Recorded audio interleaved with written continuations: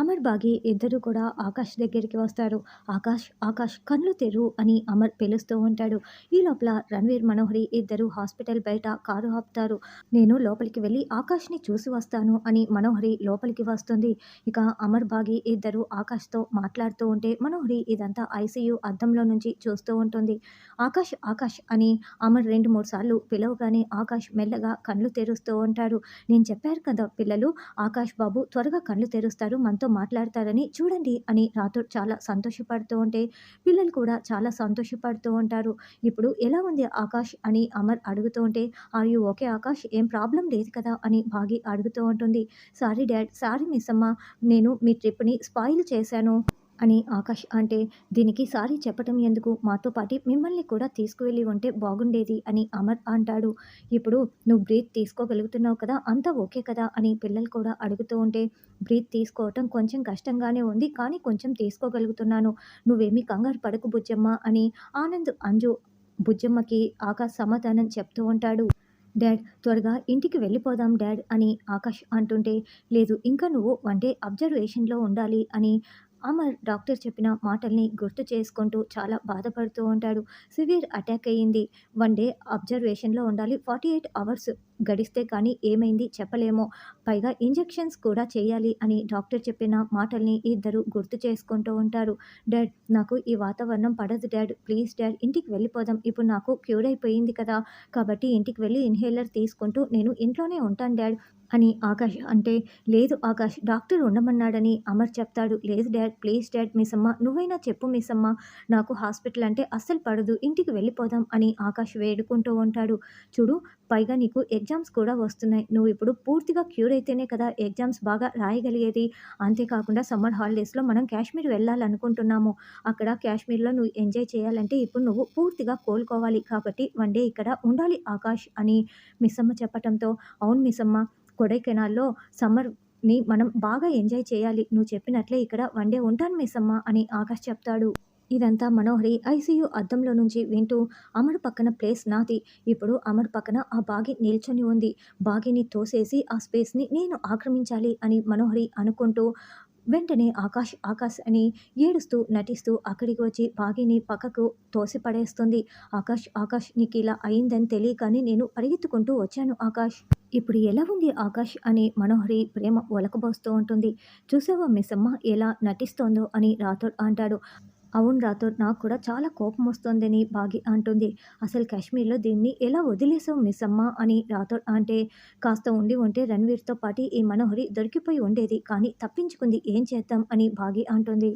నేను ఇంట్లో ఉండి ఉంటే ఆకాష్కి ఇలా అయి ఉండేదే కాదు అమర్, నేను అనవసరంగా ఊరికి వెళ్ళాను, ఈ 5 ఏళ్ళు నేను ఆకాష్ని, పిల్లల్ని అందరినీ కూడా ఆరో ప్రాణంగా చూసుకున్నాను, ఇంకెప్పుడు నేను వెళ్ళను అమర్, నేను పిల్లల్ని కంటికి రెప్పలా చూసుకుంటాను అని మనోహరి చెప్తుంటే బాగి కోపంగా చూస్తూ ఉంటుంది.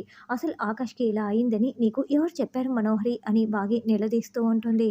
నేరుగా ఇదే హాస్పిటల్‌కి ఎలా వచ్చావు అని బాగి నిలదీస్తూ ఉంటే, యాదమ్మ, యాదమ్మ చెప్పిందని మనోహరి అంటుంది. యాదమ్మ మాకసలు ఫోనే చేయలేదు, మరి నీకెలా ఫోన్ చేసింది, అసలు యాదమ్మకి ఈ హాస్పిటల్‌లో ఉన్నామన్న విషయమే తెలీదు, మరి నీకెలా ఫోన్ చేసి చెప్పింది మనోహరి చెప్పు, అయినా కూడా ఇప్పుడు కోల్కతా నుండి ఇక్కడికి ఫ్లైట్స్ ఏమీ వచ్చేవి లేనే లేవే అని బాగి నిలదీస్తూ ఉంటే, ఈ యాదమ్మకి మనోహరి గారికి మంచి అండర్‌స్టాండింగ్ ఉంది మిస్సమ్మ అని రాథోడ్ చెప్తాడు. శ్రీలంక నుండి వచ్చే ఫ్లైట్స్ మాత్రమే ఉన్నాయి అని బాగి అంటే, ఇదేంటి ఐసీయూలో నన్నే ఇది క్వశ్చన్ చేస్తోంది, ఇప్పుడు ఎలా తప్పించుకోవాలి అని మనసులో అనుకుంటూ, కనెక్టింగ్ ఫ్లైట్లు పట్టుకొని వచ్చాను బాగి అని మనోహరి చెప్తుంది. శ్రీనగర్ నుంచి మేము రావడానికి ఇక్కడికి 1½ అవర్ పైగానే పట్టింది, నువ్వు కనెక్టింగ్ ఫ్లైట్ పట్టుకొని ఇంత ఎర్లీగా ఎలా రాగలిగావు, అసలు మేము ఆకాష్ని ఇక్కడ అడ్మిట్ చేసి 3 అవర్స్ మాత్రమే అయ్యింది, మరి కనెక్టింగ్ ఫ్లైట్లు పట్టుకున్నా కూడా ఇంత త్వరగా రాలేవు కదా, ఎలా వచ్చావని బాగి నిలదీస్తూ ఉంటుంది. ఎలాగో అష్ట కష్టాలు పడి కనెక్టింగ్ ఫ్లైట్లు పట్టుకొని వచ్చాను బాగే, అయినా నేను ఇక్కడికి రావటం ముఖ్యమా, ఎలా వచ్చానన్నది ముఖ్యమా, నువ్వెందుకు ఇంత క్వశ్చన్స్ వేస్తున్నావు అని మనోహరి అంటే, మీరు కోల్కతా నుంచి వచ్చారా, లేకుంటే ఏ కాశ్మీర్ నుంచో కొడైకెనాల్ నుంచో వచ్చారా అని రాథోడ్ ప్రశ్నిస్తూ ఉంటాడు. కోల్కతా వెళ్ళిన దాన్ని అక్కడి నుంచే వస్తాను, కానీ ఎక్కడి నుంచో ఎందుకు వస్తాను, అయినా ఐసీయూలో ఇప్పుడు ఈ డిస్కషన్స్ అన్నీ కూడా అవసరమా, ఇంతమంది ఉండకూడదు, మీరంతా వెళ్ళండి, నేను అమర్ ఉంటాము అని మనోహరి అంటే, నువ్వెందుకు మనోహరి ఉండటం, నేను అయినా ఉంటాము, నువ్వే వెళ్ళు అని బాగి చెప్తుంది. ఆకాష్‌ని చూసుకోవాల్సింది నేను. నువ్వు పిల్లల్ని తీసుకొని ఇంటికి వెళ్ళు బాగి అని మనోహరి అంటే, లేదు నువ్వే పిల్లల్ని తీసుకొని ఇంటికి వెళ్ళు ఆకాష్‌ని నేను ఇక్కడే ఉండి చూసుకునే బాధ్యత నాది అని బాగి గట్టిగా చెప్తుంది. రాథోడ్ నువ్వు పిల్లల్ని తీసుకొని ఇంటికి వెళ్ళు అని అమర్ చెప్తాడు. సరే ఆకాష్ బాబు మేము ఇంటికి వెళ్తున్నాం అని రాథోడ్ పిల్లలు అందరూ చెప్పేసి బాయ్ చెప్పేసి బయలుదేరి వెళ్తారు. ఆక్సిజన్ మాస్కు పెట్టుకో ఆకాష్ నువ్వు ఇప్పటికే చాలా సేపు మాట్లాడావు రెస్ట్ తీసుకో అని బాగి మాస్క్ పెడుతుంది. రాథోడ్ పిల్లలు జాగ్రత్త మీరు ఆకాష్ గురించి అస్సలు ఆలోచించకండి ఎగ్జామ్స్ మీద కాన్సంట్రేట్ చేయండి అని అమర్ పిల్లల్ని కారు ఎక్కించేస్తాడు. అప్పుడే కార్లో కూర్చొని ఉన్న రణ్వీర్ని చూసి సార్ అక్కడ రణ్వీర్ ఉన్నాడని రాథోడ్ చెప్పడంతో నువ్వు పిల్లల్ని తీసుకొని వెళ్ళు రాథోడ్ నేను చూసుకుంటానని అమర్ నేరుగా రణ్వీర్ దగ్గరికి వచ్చి నువ్వు ఇక్కడేం చేస్తున్నావు అని అమర్ నిలదీస్తూ ఉంటాడు.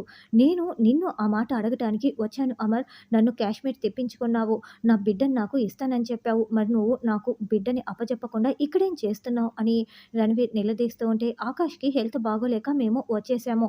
నీ కూతుర్ని నేను తర్వాత అప్పచెప్తానని అమర్ అంటే నన్ను బాగా పరీక్షిస్తున్నావు. నాకు సహనం చచ్చిపోయింది. నీ చుట్టూ నన్ను కుక్కలా తిప్పుకుంటున్నావు. కానీ నా కూతుర్ని నాకు అప్పజెప్పమంటే నువ్వు అస్సలు అప్పజెప్పటం లేదు. నేను నీకు ఎలా కనిపిస్తున్నాను? నువ్వు నాకు ఈ క్షణమే నా కూతురు ఎక్కడ ఉందో చెప్పాలి. నాకు అప్పజెప్పాలి. లేకుంటే నేను అసలు ఊరుకునేదే లేదు అని రణ్వీర్ వార్నింగ్ ఇస్తుంటే నేను ఇప్పుడు చెప్పలేని పరిస్థితిలో ఉన్నాను. అర్థం చేసుకో.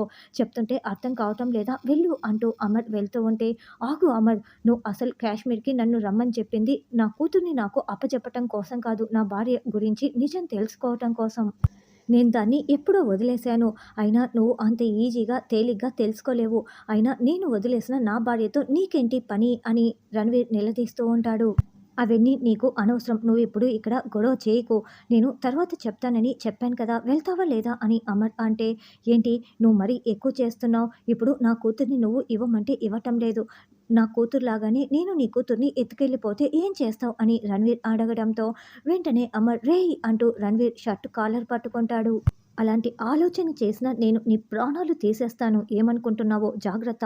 నీకు నాకు చాలా తేడా ఉంది. నేను నీలాగా నా కూతుర్లని అనాథ శరణాలయంలో వదిలేసి వెళ్ళలేదు. నువ్వు నీ కూతుర్ని అనాథ శరణాలయంలో వదిలేస్తే నేను తెచ్చుకున్నాను. అయినా నువ్వు నీ కూతుర్ని ఎందుకోసం కావాలనుకుంటున్నావో నాకు తెలీదనుకుంటున్నావా? నీ కూతురు నీ దగ్గరికి ఎప్పుడు రావాలో అప్పుడు మాత్రమే వస్తుంది. నువ్వు కాదు కూడదు అని ఏదైనా చేశావా నీకు ప్రాణాలైతే ఉండవు. నేను ప్రాణాలు తీయటానికి కూడా వెనుకాడనని చెప్తున్నా కదా! ముందు వెళ్ళు ఇక్కడి నుంచి అని అమర్ గట్టి వార్నింగ్ ఇస్తాడు. బాగీ అసలు నువ్వు నాకిచ్చిన మాటేంటి? నువ్వు చేస్తున్నదేంటి? ఇంటికి వచ్చి నువ్వు అమర్‌తో సెటిల్ అయిపోవటానికి చూస్తున్నావా? నన్ను అమర్‌ని కలుపుతానని నాకు మాటిచ్చావు కదా! అని మనోహరి వేలు చూపిస్తూ వార్నింగ్ ఇస్తుంటే, నేను ఏది మర్చిపోలేదు మనోహరి. నీ పని అయిపోయిందనుకో. నేను అనుకున్నది అనుకున్న సమయానికి చేసేస్తాను అని బాగీ వార్నింగ్ ఇస్తూ ఉంటే మనోహరి షాకింగ్‌గా వింటూ ఉంటుంది.